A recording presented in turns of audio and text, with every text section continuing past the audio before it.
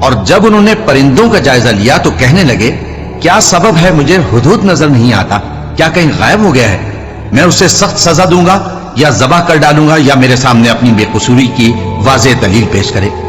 ابھی تھوڑی دیر ہوئی تھی کہ ہدہد آ موجود ہوا اور کہنے لگا کہ مجھے ایک ایسی چیز معلوم ہوئی ہے جس کی آپ کو خبر نہیں، اور میں آپ کے پاس ملک سبا سے ایک یقینی خبر لے کر آیا ہوں۔ میں نے ایک عورت دیکھی کہ ان لوگوں پر حکومت کرتی ہے اور ہر چیز اسے میسر ہے، اور اس کا ایک شاندار تخت ہے۔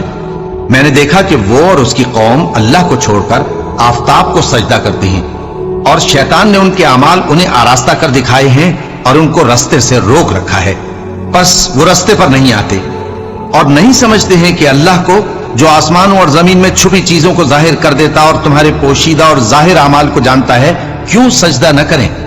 اللہ کے سوا کوئی عبادت کے لائق نہیں، وہی عرش عظیم کا مالک ہے۔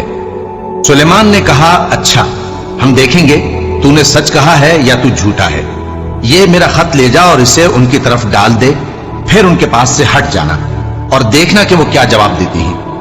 ملکہ نے کہا کہ دربار والوں، مجھ تک ایک نامہ گرامی پہنچایا گیا ہے، وہ سلیمان کی طرف سے ہے، اور مضمون یہ ہے کہ شروع اللہ کا نام لے کر جو بڑا مہربان نہایت رحم والا ہے، بعد اس کے یہ کہ مجھ سے سرکشی نہ کرو اور مطیع و فرما بردار ہو کر میرے پاس چلے آؤ۔ خط سنا کر کہنے لگی کہ اے اہل دربار، میرے اس معاملے میں مجھے مشورہ دو، جب تک کہ تم حاضر نہ ہو اور صلاح نہ دو میں کسی کام کا فیصلہ نہیں کیا کرتی۔ وہ بولے کہ ہم بڑے زوراور اور سخت جنگجو ہیں، اور حکم آپ کے اختیار میں ہے، تو جو حکم دیجیے گا اس کے انجام پر نظر کر لیجیے گا۔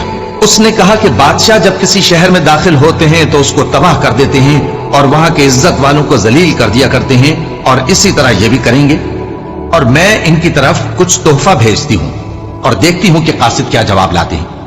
پس جب قاصد سلیمان کے پاس پہنچا تو سلیمان نے کہا کیا تم مجھے مال سے مدد دینا چاہتے ہو؟ سو جو کچھ اللہ نے مجھے عطا فرمایا ہے وہ اس سے کہیں بہتر ہے جو تمہیں دیا ہے۔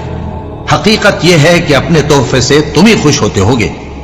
ان کے پاس واپس جاؤ، اب ہم ان پر ایسے لشکر لے کر حملہ کریں گے جن کے مقابلے کی ان میں طاقت نہ ہوگی، اور ان کو وہاں سے بے عزت کر کے نکال دیں گے اور وہ ذلیل ہوں گے۔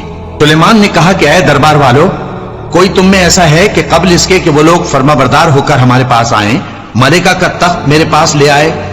جنات میں سے ایک قوی ہیکل جن نے کہا کہ قبل اس کے کہ آپ اپنی جگہ سے اٹھیں میں اس کو آپ کے پاس لا حاضر کرتا ہوں، اور مجھے اس پر قدرت بھی حاصل ہے اور امانت دار بھی ہوں۔ ایک شخص جس کو کتاب الہی کا علم تھا کہنے لگا کہ میں آپ کی آنکھ کے جھپکنے سے پہلے پہلے اسے آپ کے پاس حاضر کیے دیتا ہوں۔ جب سلیمان نے تخت کو اپنے پاس رکھا ہوا دیکھا تو کہا کہ یہ میرے پروردگار کا فضل ہے تاکہ مجھے آزمائے کہ میں شکر کرتا ہوں یا کفران نعمت کرتا ہوں، اور جو شکر کرتا ہے تو اپنے ہی فائدے کے لیے شکر کرتا ہے، اور جو ناشکری کرتا ہے تو میرا پروردگار بے نیاز ہے، کرم کرنے والا ہے۔ سلیمان نے کہا کہ ملکہ کے امتحان عقل کے لیے اس کے تخت کی صورت بدل دو، دیکھیں کہ وہ سوج رکھتی ہے یا ان لوگوں میں سے ہے جو سوج نہیں رکھتے۔ پھر جب وہ آپ پہنچی تو پوچھا گیا کہ کیا آپ کا تخت بھی اسی طرح کا ہے؟ اس نے کہا کہ یہ تو گویا ہو بہو وہی ہے، اور ہم کو اس سے پہلے ہی سلیمان کی عظمت و شان کا علم ہو گیا تھا، اور ہم فرما بردار ہیں۔ اور وہ جو اللہ کے سوا دوسروں کی پرستش کرتی تھی، سلیمان نے اس کو اس سے منع کیا کہ وہ کافروں میں سے تھی۔ اس کے بعد اس سے کہا گیا کہ محل میں چلیے۔ جب اس نے اس کے فرش کو دیکھا تو اسے پانی کا حوض سمجھا اور کپڑا اٹھا کر اپنی پنڈلیاں کھول دی۔ سلیمان نے کہا یہ ایسا محل ہے جس کے نیچے بھی شیشے جڑے ہوئے ہیں۔ وہ بول اٹھی کہ پروردگار، میں اپنے آپ پر ظلم کرتی رہی تھی، اور اب میں سلیمان کے ساتھ اللہ رب العالمین پر ایمان لاتی ہوں۔